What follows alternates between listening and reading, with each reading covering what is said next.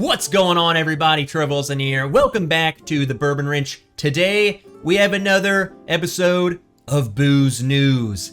We are going to be talking about 10 upcoming whiskeys that you need to keep your eye out on, or out for, or whatever. These are all bottles who've had their labels submitted to the TTB. We know they're coming.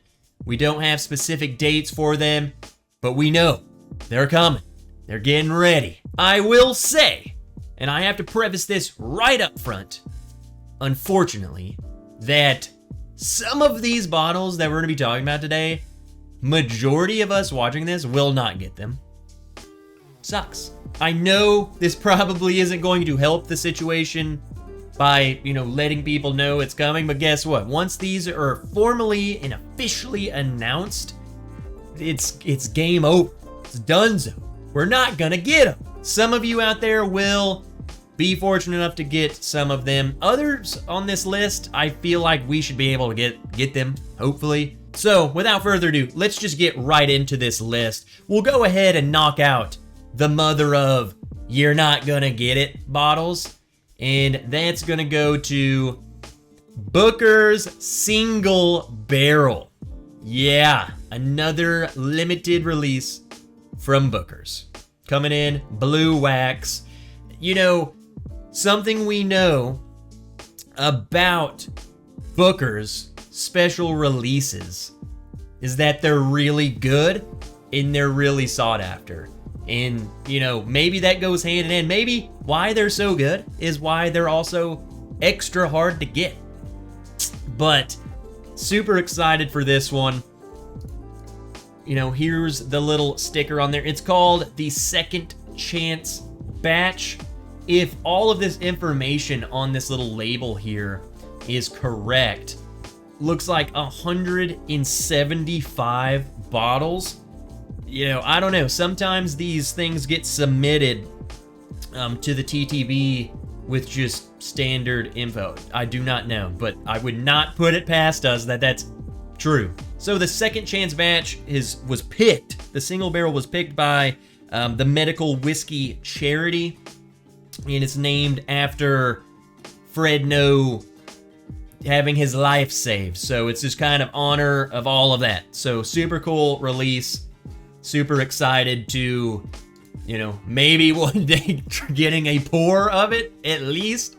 But it'll be a very hard bottle to get. So let's move on to one that hopefully will be a little bit easier to get and something I'm super excited for, and that's Redwood Empire. They are dropping cask strength versions of all of their standard lines. So not just the Lost Monarch. I put that up here because I love that bottle.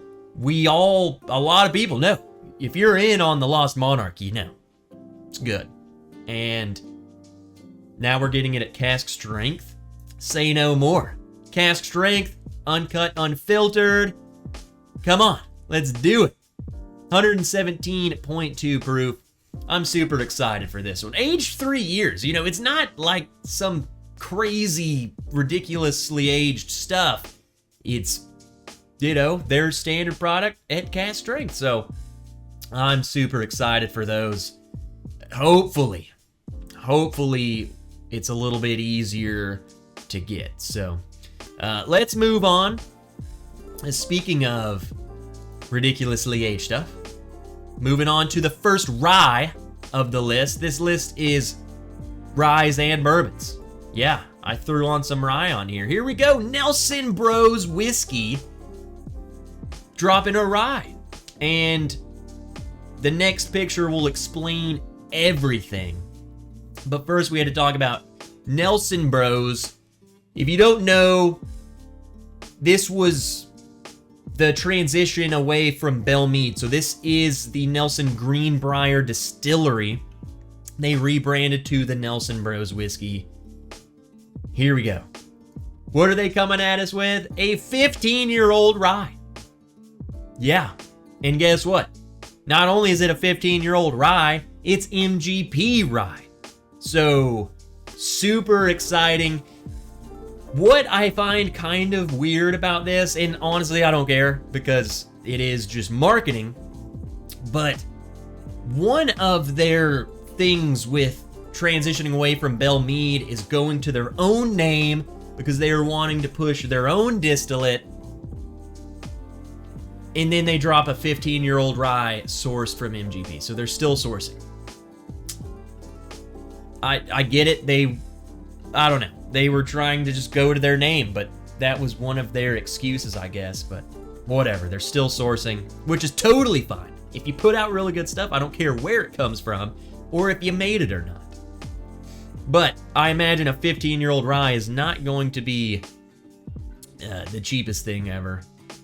Moving on to the next one. We're just going to keep this rolling. We got a lot to get through.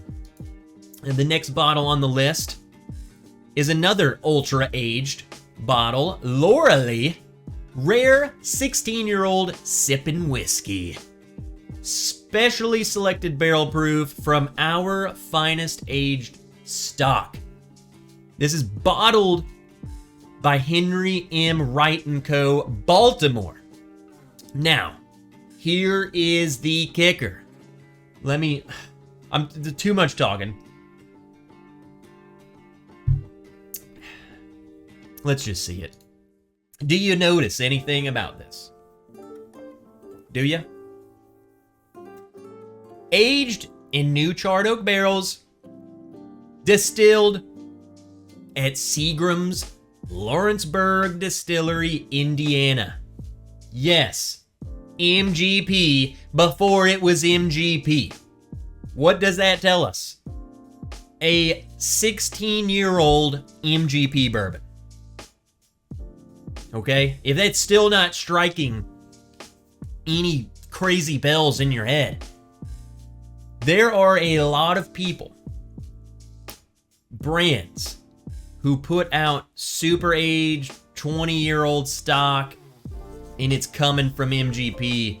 Really good stuff. Really hard to get. So I don't really know much about this Laurely or Maryland Heritage Series, but I imagine this will be one that's, again, not easy to obtain. I think people are going to lose their minds over it. So let's move on to another rye. Let's go to one that I feel like will be pretty easy to get, or easier, for once, finally. Old Ezra 7 rye. Here we go. We all love the standard old Ezra 7. Good, cheap, barrel-proof bourbon. Pretty decent. Some people love it. I think it's whatever. Now we got a rye. Also, though, we have to notice right up front, distilled and aged in Indiana. So another 7-year-old MGP rye. I feel like that's kind of the standard. I think a lot of people get, when there's rye, MGP, hand in hand, 7 years old. That's like the starting point. So, I don't know. I feel like this is just going to be another bottle in your arsenal. I don't think this is going to be anything crazy special. I think it's just going to be a good bottle.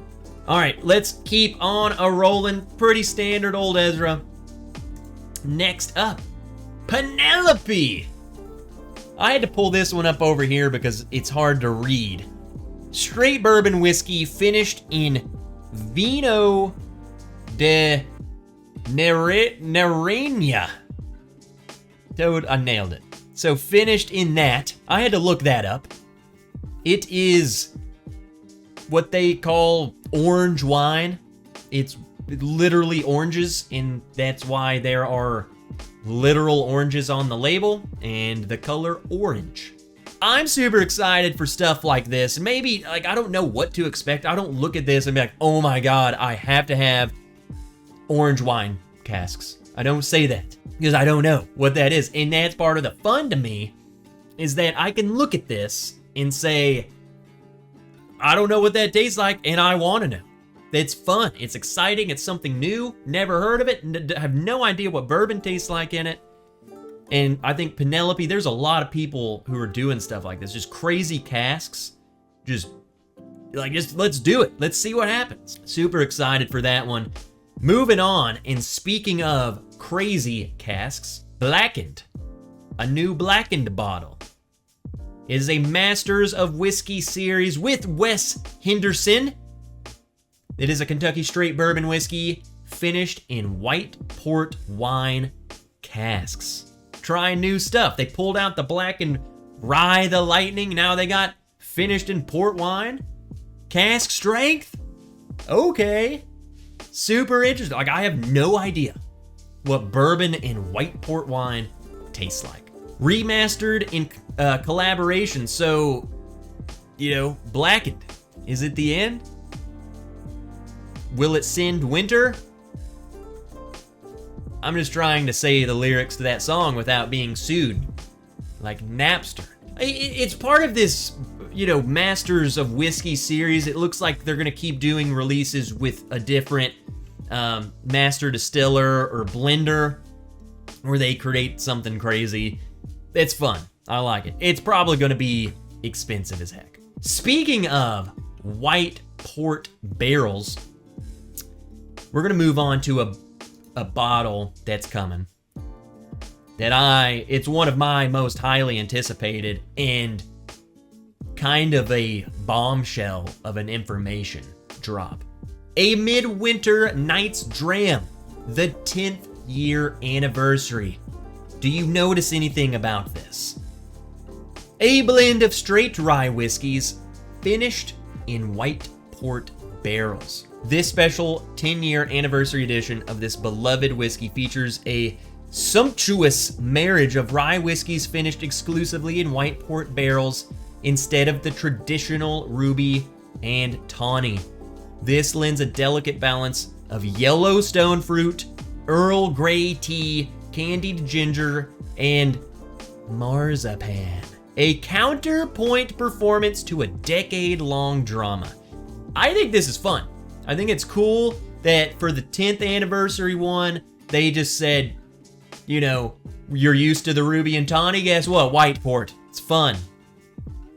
I imagine it's going to be just this release. I feel like with it being different and being the 10-year anniversary, I feel like it's going to be even harder to get than the regular A Midwinter Nights Dram. Just because of that, I feel like they're not going to just keep doing this. So, you just got to keep your eyes peeled and hope for the best. All right, let's move on. We just got 2 more bottles on the list. The next one, talking about crazy finishes, Bardstown Bourbon Company. Goose Island Bourbon County Brand Stout. So, this is crazy to me. This is insane. Kentucky straight bourbon whiskey aged in Goose Island Bourbon County Brand Stout barrels. What? Goose Island is a brewery in Chicago. They put out these Bourbon County stouts that are finished in bourbon barrels. So what you're telling me is they take a bourbon barrel, they put Goose Island Bourbon County Stout in it, and then they put the Bardstown, they empty that into that barrel? Just barrels and switching it. This is crazy. This is gonna be madness. Super interesting flavor combination I feel like is gonna be coming out of this. And it's fun. That's cool. I love when people do just weird crap like this. Like, what happens? Oh, those bourbon barrels we gave you to put your beer in? How about you give them back to us and we're gonna put some whiskey in that? All right, let's move on to the final bottle, and one of the most exciting. I saved it for last, so you had to stay until the end. Russell's Reserve Single Rickhouse Kentucky straight bourbon whiskey, non-chill filtered and foolproof. Like, are you kidding me? Wild Turkey, Russell's non-chill filtered, barrel proof. This is going to be part of this series where this isn't a single barrel. This is what they're calling single rickhouse. And what that means is they're going to showcase how barrels taste different in different rickhouses that they come from. And instead of just giving you one barrel from the rickhouse, they are going to blend barrels for this release of a specific warehouse in the idea of if we blend all of these barrels together from the rickhouse, that is that rickhouse's identity. This year, they're starting the inaugural warehouse is Camp Nelson C. And if you guys remember the good old days of Russell's reserve picks coming from Camp Nelson, incredible. They are incredible, so no wonder they're going to pick a warehouse that's a friggin' banger for this inaugural release. And I guess the idea is next year or whenever they do it, that it's going to be a different warehouse and just show you how different they can be. Rarebird, David Jennings already had, like, he's tasted this. He had a sample. He posted a review over on his website. So go check that out.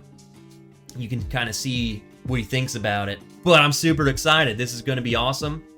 Hopefully they blend a lot of it so I can get to hopefully try it. We'll see, though. It's going to be interesting, and it seems to be like it's going to be a yearly thing. So there we have it.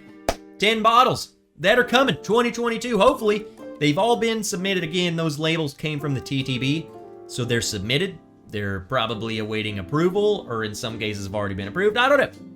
But they're coming. We know they're coming. Super excited. Hopefully you guys are excited, and hopefully